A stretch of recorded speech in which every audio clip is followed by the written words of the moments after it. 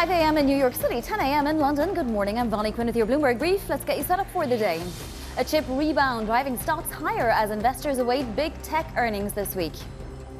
The U.S. completes another wave of attacks on Iran as mediators continue to work on reviving a truce. A new trade war looms, the Trump administration vowing to impose a fresh 50% tariff on some Canadian goods.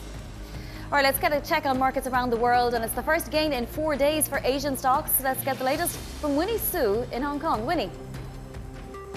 Yeah, good morning, Bonnie. We are seeing chip makers leading gains in Asia today after that long tech sell-off, and also as oil prices continue to ease. We have the tech sector here in Asia up about 5%, having its best day in about a month, with gains being led by the likes of SK Hynix, Samsung Electronics, and also TSMC. Now, crossing the wire just now, we've also learned that local media has reported that TSMC will be raising its chip making prices by about 10% starting next year. Now, that just goes to show how the supply-demand imbalance remains intact. Now, flip it where we take a look at how the broader Asia market performing today. We have the MSCI Asia up more than 2%.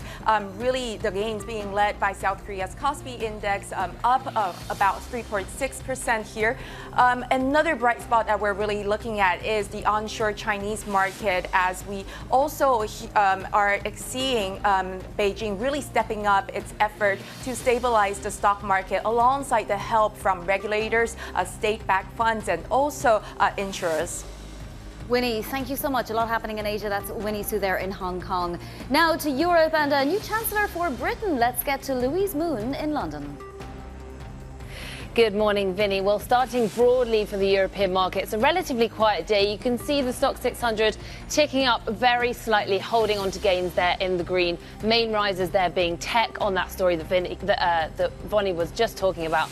The chip stocks leading those gains, and then we've also got the higher copper prices pushing mining higher as well. But as you say, we've got a new chancellor here in the UK, so take a look at the markets. We've got the FTSE 100 and the 10-year yield, both relatively flat. It's a big day. It's Burnham's first day, full day as Prime Minister here in the UK. We've got a new chancellor, but essentially markets are waiting for the policy. What is going to be happening and how will that affect things? So it's a bit of a wait and see approach there, but relatively steady across markets. And just a quick look we'll take at the pound as well.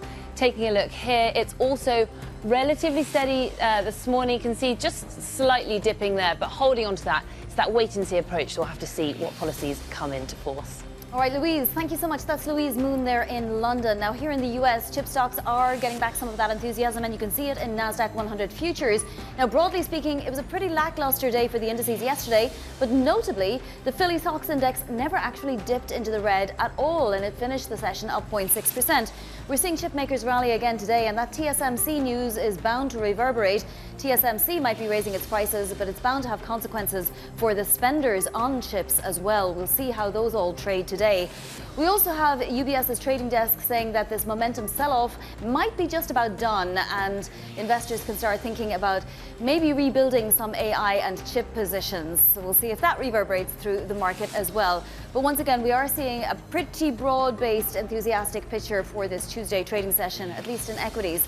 Let's move to yields, where we see that we have not got too much movement, down a basis point, but still fairly elevated on the 2-year. Market's definitely not pricing out the potential for hikes. And that 30-year yield is actually well higher than it was yesterday, a good 4 basis points higher than this time yesterday morning, although in this particular session, we're not seeing much movement. That 10-year yield as well bears watching. We're getting very close to 460.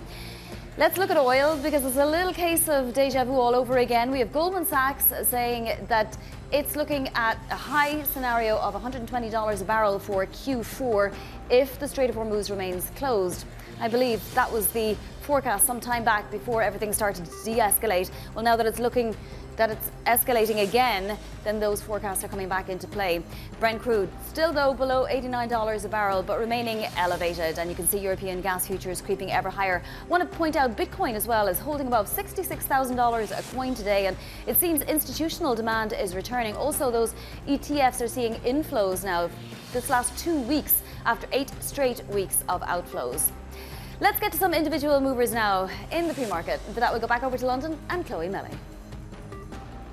Good morning, Bonnie. It looks like the AI trade is back on firmer footing this week. We had this rebound in Asian markets, those tech-heavy Asian indexes, and then also this good performance in European tech stocks. And now this is spilling over into those US tech stocks with some big moves this morning across that sector. And the next leg of this AI trade is really going to be dependent on those big tech earnings later this week.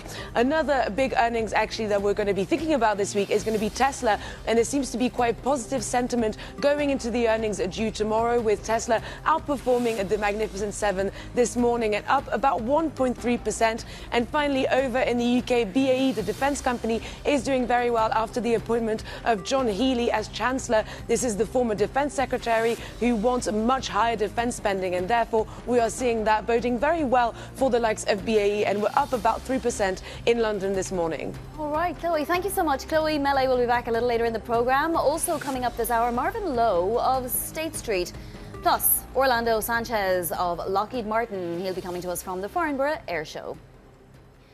Let's kick off with the Chipmaker Rebound, and of course, as Winnie Sue just told us, Nikkei reporting that TSMC will be raising its prices for chip production by up to 10% starting next year. For more, Bloomberg intelligence analyst Matt Bloxham joins us now. So Matt, TSMC obviously taking this step because it needs to fund its ambitions, right?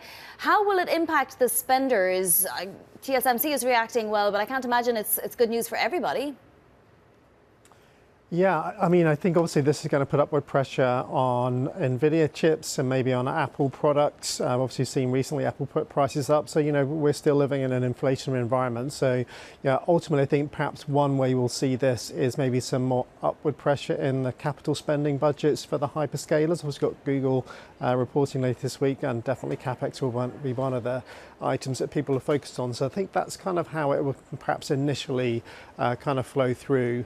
Yeah, and ultimately maybe the end consumer is going to have to bear higher costs, whether that's through hardware costs or through the cost of using AI products and services. Obviously, we've seen a lot of upward pressure on token costs for corporates, and some of them have been pulling back. So there's going to be potentially a bit of a squeeze there between how the likes of, say, OpenAI and Anthropic can price their products and the rate at which customers adopt those products into their businesses. Yeah, correct me if I'm wrong, Matt, but when Micron said that its margins were very, very healthy because it was able to raise prices for its memory chips, you know, the stock reacted extraordinarily well that day, but didn't that precipitate then this massive sell-off that we've been seeing for the last couple of weeks? I think it's certainly one of a number of factors that's kind of contributed to the kind of weakness we've seen, but not the only one. But you know, look, this is a market where you kind of have to take the opportunity you can, and there's clearly still a massive imbalance between supply and demand, and you know, certainly Micron and TSMC shareholders will be looking to them to kind of maximise their value in the industry. And you know, we've seen for a few years now prices go up, including at TSMC. There is, you know, market power for them to fully exploit. There is also inflationary pressure in the cost stack for them too, so they need to reflect that in their pricing as well, and not least energy prices that have been going up and continue to rise. And obviously, I guess to some degree at least, the Iran conflict is going to add to their kind of preemptive caution, if you like, in terms of where they need to pitch pricing to cover inflationary cost pressure going forward. Matt, thank you so much. Matt Bloxham of Bloomberg Intelligence. And I just want to mention that this is still a report from Nikkei, and the report talks about these companies speaking with their customers about this. US-Iran strikes extend for a 10th consecutive day, and the Houthi militant group out of Yemen also threatening that maritime blockade on Saudi Arabia in the Red Sea. Bloomberg's owner Ant joins us now. What is the shipping situation at the moment, owner? Is any shipping company willing to send crews through the Strait, or even at this point the Red Sea? No, not exactly. We don't see a lot of ships going through Hormuz right now, at least the trackable shipping traffic. basically dwindled to nothing over the course of the last 10 days or 12 days now, which is when this latest round of tit-for-tat attacks between Iran and the US began. Earlier today, we've seen another vessel, an oil tanker or a products tanker owned by Kuwait Oil Company, came under attack off the coast of Oman. That's according to the UK Navy. And as you said now, in addition, Houthis, the Iran-backed militant group in Yemen, is threatening to open a new front in the war. They said yesterday that they were going to impose a blockade on Saudi vessels that want to go through the Bab el-Mandeb Strait. This is the lesser known of the two main straits in the region. It lies at the southern end of the Red Sea coast, and it's extremely important because that's where Saudi Arabia has diverted most of its crude oil exports after the effective closure of Hormuz, using the Red Sea port of Yanbu to ship oil through the Bab el-Mandeb Strait to the rest of the world, which is exactly where Houthis say they will not allow Saudi ships to go through Vani. Now, owner Riyadh says it will prevent that from happening, but how can Riyadh prevent the Houthis from attacking ships? I don't remember them being able to last time. That's true. The last time Houthis wanted to bring shipping to a halt, they did that with somewhat success. What right now Saudi Arabia is doing is that it's talking through also its the governmented backs, the alternative or the opposing government backs in Yemen, which said that they would try and prevent this blockade from taking place. The obvious way of doing that would be through use of military force, and that is what we may see going forward, Vani. All right, so there could be escalation on two fronts. Owner, thank you so much. That's Bloomberg's owner Ant in Dubai. The US is looking to impose a new 50% tariff on some Canadian goods over what it says is unfair treatment of imports of American alcohol, cars and dairy into Canada. Items subject to the tariffs would include milk, hockey equipment, beer and plywood. Joining us now is Brendan Murray, who heads our global trade coverage. So do we buy a lot of hockey equipment and Canadian beer, Brendan? Well, the total amount of imports that are going to be affected by these 50% tariffs is something in the range of $20 billion, which is about 5% of everything that the U.S. imports from Canada a year. So it's not a huge amount economically speaking, but of course those exporters in Canada that ship those goods to the U.S. are really going to feel the hurt if these tariffs do take effect. Now there are 30 days with which the U.S. and Canada will have to negotiate, get back to the table to try to hammer out some sort of deal. The U.S. Mexico-Canada agreement has been split in sort of two tracks. The U.S. is negotiating with Mexico this week, in fact, and so among the many analysts, Bloomberg Economics included, to speculate that this is really a strategy that we've seen President Trump used many times before to force the two sides to the negotiating table, and they'll have 4 weeks to do so. Yeah, the tariffs due to take effect in 30 days, and as we know, Trump has reversed course on such decisions. Now, he hasn't exempted exporters that export under the existing North American Free Trade Agreement. That's a problem, right? I mean, is there anywhere for Canada to complain to, or does this nullify the agreement in some way? Yeah, well, it just really ratchets up the tensions in the two between the two sides. USMCA is a pretty sweeping and by many measures successful trade agreement. And if the U.S. is saying some of these goods won't be exempt under USMCA, then Canada will have a big problem with that. That said, some of the big imports from Canada, things like energy and a fertilizer ingredient called potash and autos and steel and aluminum, those things are covered under separate exemptions in different kinds of trade authorities. So those won't be hit by these tariffs. But nonetheless, this is certainly going to test Canada's willingness to offer Washington concessions. They've done so repeatedly over the past 12 months on a range of issues, from airplanes and remember the Reagan NAFTA ad that President Trump was all upset about. So we'll have to see if Canada has any more concessions to give. Yeah, exactly. Brendan, thank you so much. That is Brendan Murray, our trade czar. Now to other top stories trending on the terminal this morning. A federal judge has granted a request to pause Paramount's $110 billion takeover of Warner Brothers for 14 days. According to the judge, the deal, quote, likely violates antitrust law. The transaction had been scheduled to close tomorrow, July 22nd. JP Morgan CEO Jamie Dimon renewing his criticism of the UK's bank tax surcharge as Andy Burnham takes over as UK Prime Minister. Dimon said the tax hikes could drive capital away. He also said UK politicians should be concerned about the number of companies that have delisted from London in recent years. The London Stock Exchange announced plans to launch a 24/5 trading venue to support digital, algorithmic and agentic trading. The new venue is called LSE 24, which is set to operate separately from the main stock exchange. ETPs will launch as the first asset class if regulatory approval is given. Client testing would be available by the end of the year. Coming up, new British Prime Minister Andy Burnham making big promises in his first speech. We'll look at some of his key appointments and changes next. This is Bloomberg.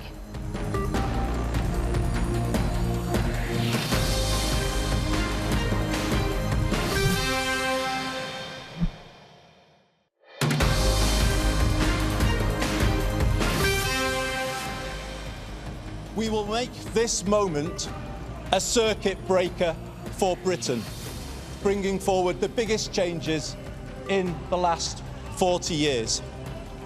A new political model and a new economic model. Britain's new Prime Minister there, Andy Burnham, speaking outside 10 Downing Street and promising to bring forward the biggest changes in the last 40 years, as you heard. Now, Burnham has appointed John Healey as his Chancellor of the Exchequer. Daybreak Europe anchor Lizzie Burden joins us now. Healey's plans, Lizzie, a little more fiscally loose. The market reaction was that gilts popped, but yields have come back down just a little bit again. What is the market thinking on this? Well, I think that the market reaction yesterday was more in response to Andy Burnham, the new Prime Minister, saying that he was going to look for flexibility within the fiscal rules rather than in response to his appointment of John Healey as Chancellor. And indeed, as you say, yields are lower for gilts this morning, tracking moves elsewhere because we have lower oil prices.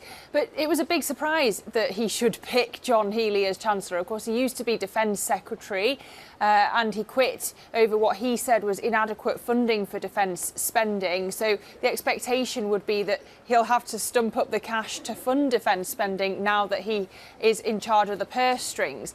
Just in terms of the initial moves that we've been hearing of policy announcements, Burnham said that we were going to hear something on the cost of living today, and indeed already they have announced that they're going to scrap the 5% tax on electricity bills from October. That is going to be funded by having scrapped ID cards, money saved there, although a former minister has said ID cards were never funded anyway, so questioning where the money's coming from. But I think it gives us two key signals, Vonnie. First of all, that the approach is going to be not to borrow to give what Burnham would call breathing space on the cost of living, but rather to cut other things to fund new measures.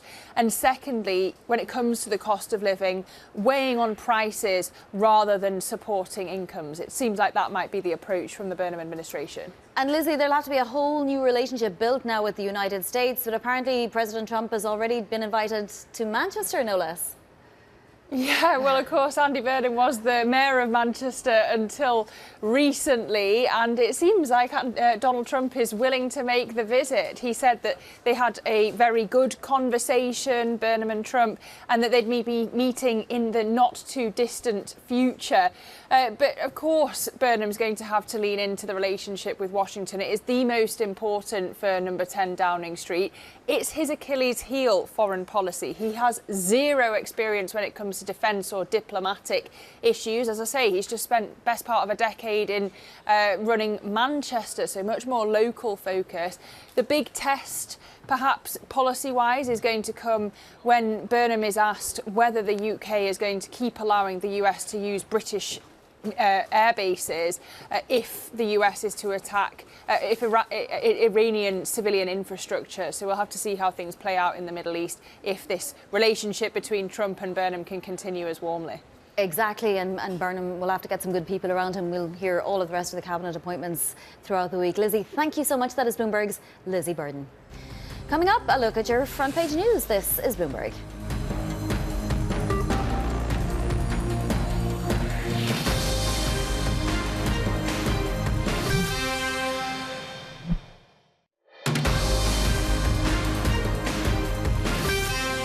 This is Bloomberg Brief. I'm Bonnie Quinn in New York, and it's time now for your front page news. First up, the Wall Street Journal reporting Israeli and US officials believe Iran moved thousands of nuclear centrifuges into tunnels deep inside a mountain last fall. Israel says it happened after the 12-day war in June. Now, the Journal says it doesn't necessarily mean Iran is building an enrichment site there, and it isn't clear where the centrifuges came from. Iran hasn't given the IAEA access to the site. Next up, the New York Times reporting the Pentagon has withheld dozens of US military injuries in the Iran war. The Pentagon said yesterday the number of casualties since July 7th had risen to nearly 100, but hadn't disclosed previous strikes in Jordan before the strike Friday that killed 2 service members and left 1 missing. And finally, the Financial Times reporting Chinese regulators are considering tightening export controls on AI and semiconductor technologies. The FT says they've been consulting with leading groups, including Alibaba, ByteDance and Zhipu, on how to prevent China's advanced technologies and startups from being acquired by the West. All right, coming up, we're going to be speaking with Marvin Lowe of State Street on this chip rebound, liquidity conditions, the Federal Reserve, and lots more. Futures pointed higher this morning. This is Bloomberg.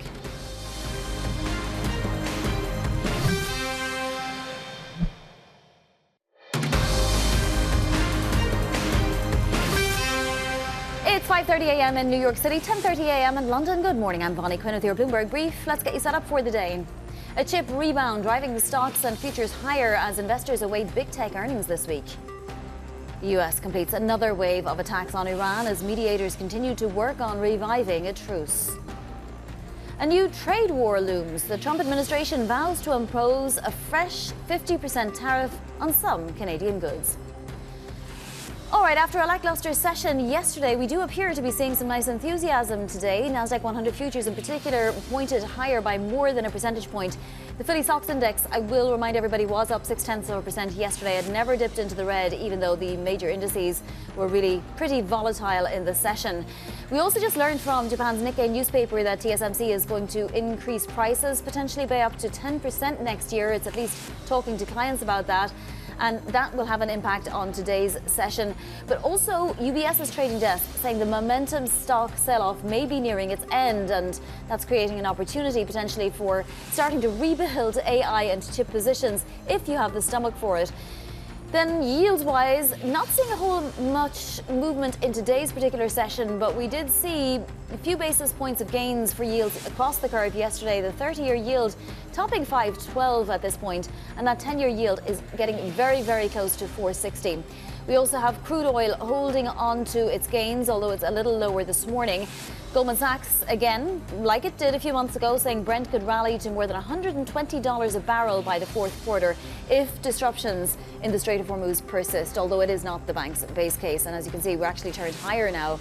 Brent close to $90 a barrel and WTI just below 84. Bitcoin also holding on to its gains past $66,000 a coin. Let's get to some individual stocks to watch now with Chloe Mele. Chloe.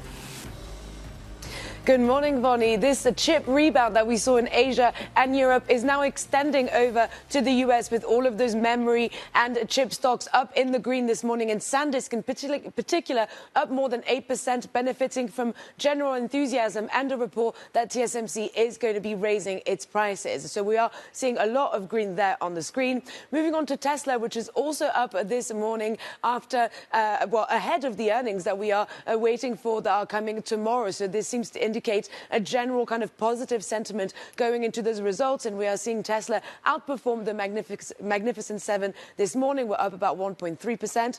And finally, another positive mover this morning is BAE over in London. The defence company is benefiting from the appointment of John Healey as Chancellor under the new Prime Minister Andy Burnham here in the UK. John Healey is the former Defence Secretary and someone that really wants a lot higher defence spending in the UK. And so we are seeing that those defence stocks react very positively to this appointment this morning, and BAE in particular up about 3.3% here in London. Chloe, thank you so much. Chloe Mele there in London.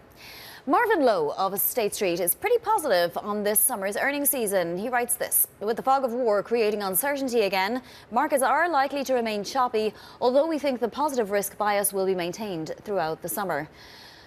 He's Global Macro Senior Strategist at State Street and joins us now.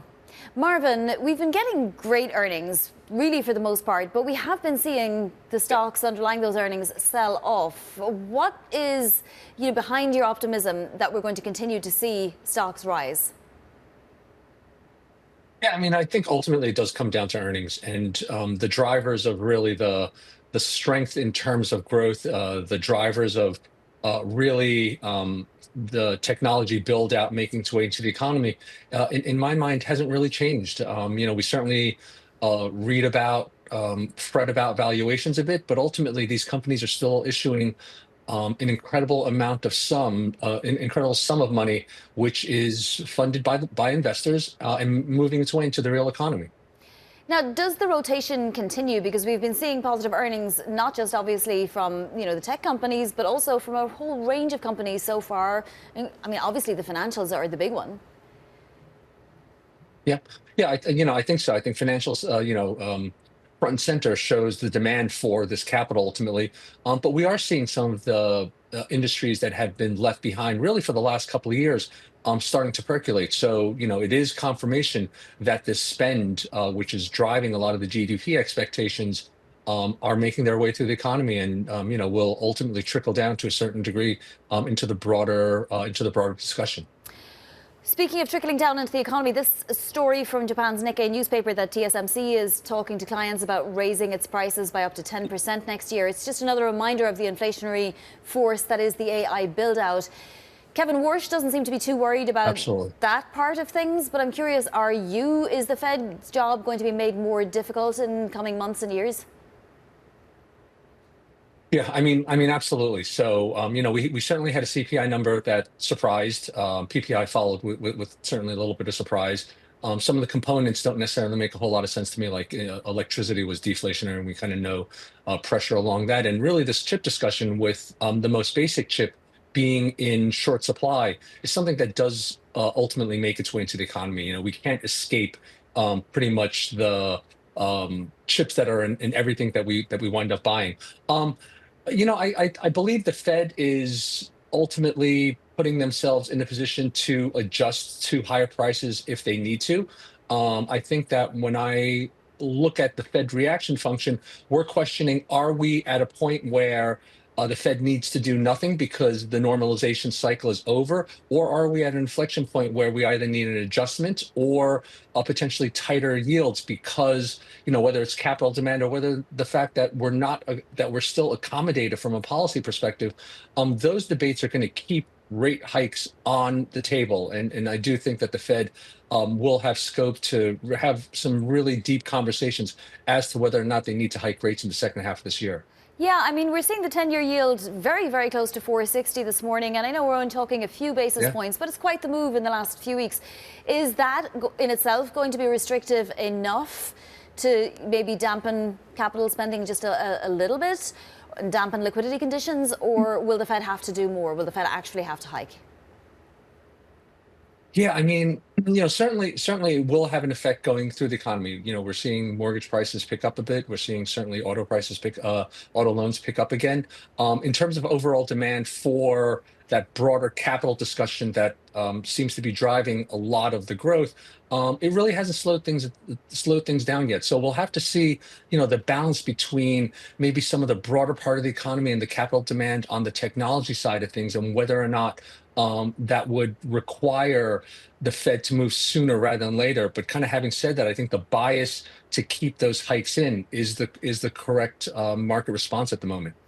You also write that you don't see any troublesome signs coming from the funding market, nor has there been any kind of buyer revolt from the corporate bond investors. Obviously, we've seen that, right? And that investor behavior continues to show solid support for risk-taking and multi-asset risk-taking. Yeah. What would cause that to stop or to slow down a little bit, Marvin? Yeah, I mean, the liquidity side of things, I think, is fragile. For sure, the use of leverage within a lot of these asset classes has become, larger and stronger over the course of the last 12 months. Any type of funding unwind created by a shock, whether it's problems at a specific bank that no one expected, and or the private credit discussion coming back with a little bit more force, if you will, I think would create an environment where that risk would become more challenging. At the same time, we saw the Fed continue to buy these bills as part of their reserve management purchases. They're aware of that. And the fact that they're continuing to put liquidity into the system, even though there's ample reserves, shows that, they are looking at all of the statistics, fairly, and all of the data fairly closely, and coming to the conclusion that we continue to need that support within the market. Yeah, what did you make of the balance sheet comments, Marvin? It was specifically stated that we're not going back to 2006, that ship has sailed. I mean, is Kevin Warsh still intent on shrinking the balance sheet a little bit even? You know what? I think it's a function of maintaining, figuring out how to grow into a smaller balance sheet, relative to GDP. Those are encouraging words in my mind. I felt that the biggest risk to this new Fed management was a significant U-turn on the balance sheet, and whether or not financial assets could withstand significant changes in that funding discussion. And it does seem like they're apt to take their time and really communicate the process to investors, which I found encouraging. Marvin, a 30-year yield at 5.12, which is where we're at now, is that enough to entice investors? Yeah, you know what? I don't think we're there yet, to be honest, Vani. Demand for duration with a lot of the overhangs on the fiscal side of things, as well as really questions about what that correct neutral rate is continuing to discourage investors at the long end based on the data that we see. And the ramp up in issuance going into next year is still something that the market has to really come to grips with. So yeah, I don't think so yet, particularly at the long end. I remain concerned about how duration is going to perform. Marvin, it's always such a pleasure speaking with you. Thank you so much for joining us this morning. Marvin Lowe of State Street. Now to other top stories trending on the terminal this morning.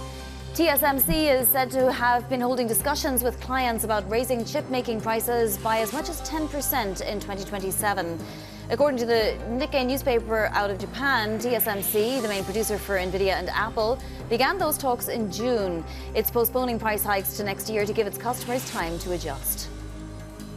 Swatch Group gives an upbeat sales forecast. The owner of watch brands such as Omega and Longines said the pickup in sales during May and June is carrying over into July. Sales gains were underpinned by a collaboration with Audemars Piguet to create a pocket watch that can transform into a pendant.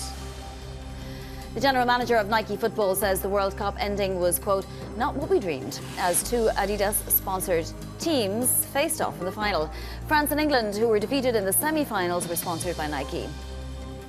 Coming up, we head to the Farnborough Air Show for an interview with Orlando Sanchez, president of Aeronautics at Lockheed Martin. This is Bloomberg.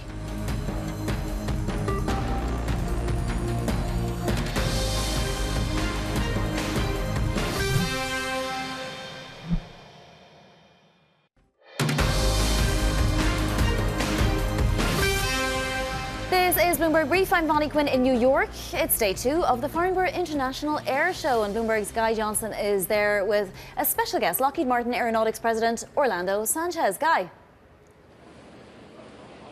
So who is Orlando Sanchez? He's a former F-22 pilot. He used to run the legendary Skunk Works, which obviously has a huge history, and now, as you say, runs the Aeronautics division at Lockheed Martin. Nice to see you. It's nice to see it's you. Quite a resume, by the way. I'm just going to kind of point that out. Congratulations on that. There's a lot of challenges at the moment in terms of what Europe is looking at. I want to get your take on it, kind of looking from the other side of the Atlantic. Europe wants to rearm. It's getting the money to do so. It now's got to figure out how it's going to work, and it doesn't want to buy American. It wants to build domestic capability. How different a kind of paradigm are we now operating with in terms of how the US defense establishment and the European defense establishment works together? Well, first, thanks for having me. It's great to be here in the UK and talk about defense and our collective security. And I think the paradigm is not as big of a shift as we might think. In reality, we have always relied on one another for the security of our nations, and the way we do that is through allies and partners, and the defense industrial base has been a part of that. I'll take the example of, say, the F-35 program. The F-35 program, 8 partner nations developed it, and now 20 nations are using it. Here in Europe alone, we'll see over 700 F-35s, European, across the continent in this next coming decade. And so that ability to do that together is the first solution. How we do that now in this new environment is creating partnerships inside the industrial base, localized for surety of supply and to the benefit of the local people. But in the past, it's always felt like you were buying American. Now it feels like, it doesn't feel like that anymore. Yeah. Has there been a tone shift? We certainly have felt that shift, and again, the need to bring the supply closer to the nations that are using it is paramount to the problem set, and so we're committed to doing that. What does that look like? Well, as an example, when we think about what we just announced in the last couple of days, in this case outside of the Aeronautics division, bringing PAC-3 missile sustainment here to Europe, looking at building ATACMS through Rheinmetall in Germany. Yeah, just to translate that for everybody, PAC-3, these are the Patriot missile interceptors that you guys build. That's right, and then ATACMS, a tactical missile necessary for point defense. We can build those here with great European companies like Rheinmetall in order to do that. On the F-35, we're partnered with Leonardo in Cameri, Italy, to deliver through that final assembly full-up completed F-35s. We do similar. We just started building the forward fuselage with Patria in Finland, and Rheinmetall, again, is building the center fuselage here in Europe. So what it looks like is us thickening those relationships.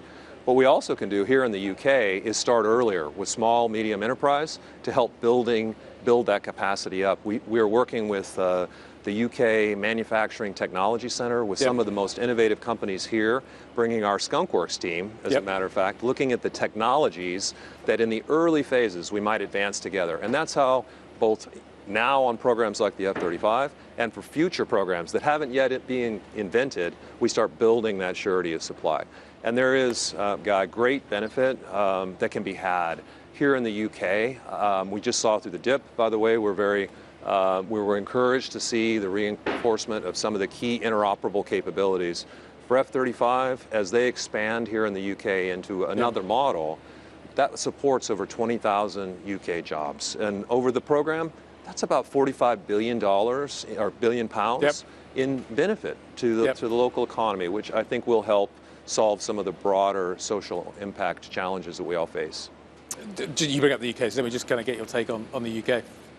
John Healey, former Defence Secretary, now becoming the Chancellor of the Exchequer, looks like he's going to try and find sort of extra money to put into the UK defence budget, which Wes Streeting is now going to manage. A, do you welcome that?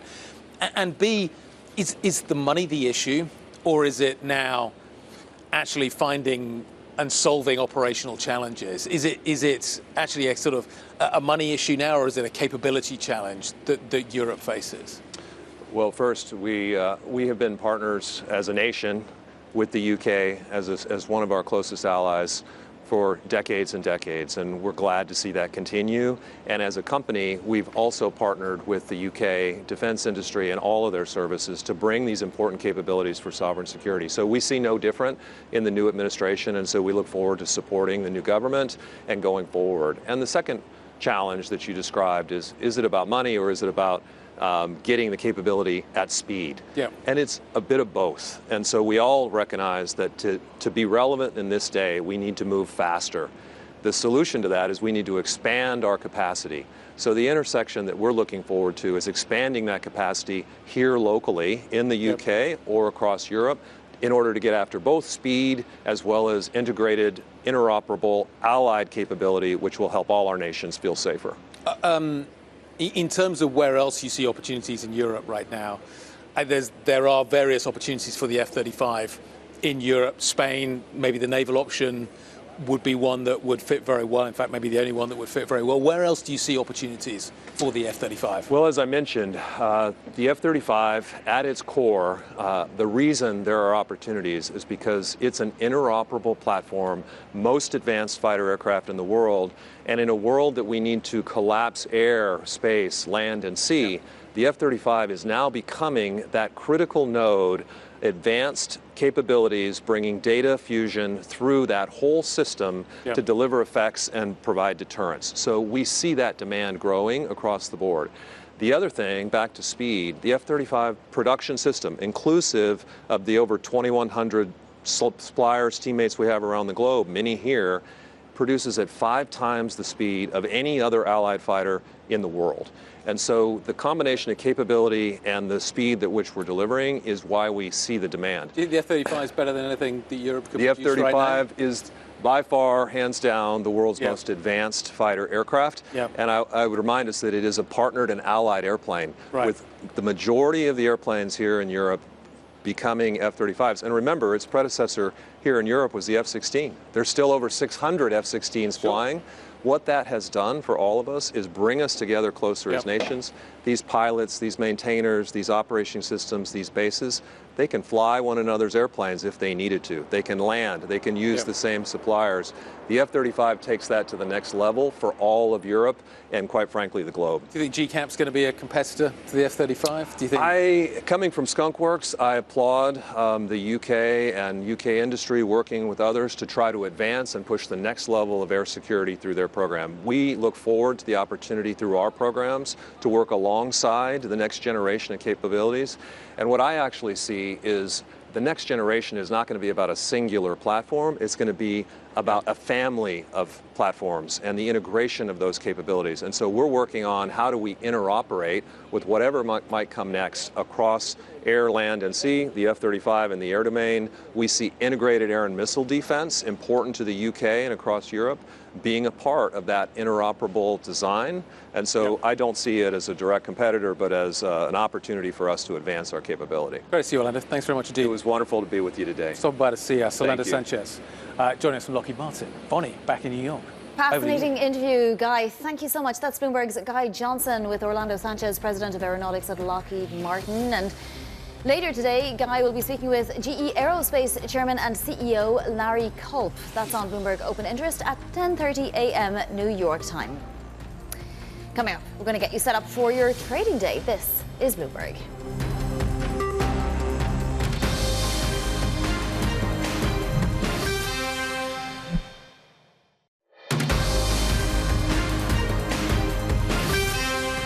This is Bloomberg Brief. I'm Bonnie Quinn in New York, and now a look at what's ahead today. So lots of earnings. We get earnings from GM, Hasbro, Halliburton and 3M all before the opening bell. We also get some economic data with weekly ADP employment change numbers. That's at 8:15 Eastern. And then Arizona is holding its primary elections.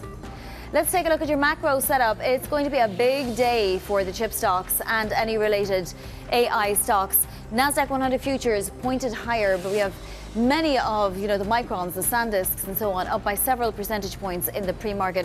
They were on a tear anyway in the pre-market, and then Nikkei newspaper came out and said that TSMC was having chats with its clients about raising its prices next year by 10%, and that seems to have added some extra oomph, although we'll see what it does to the likes of Nvidia.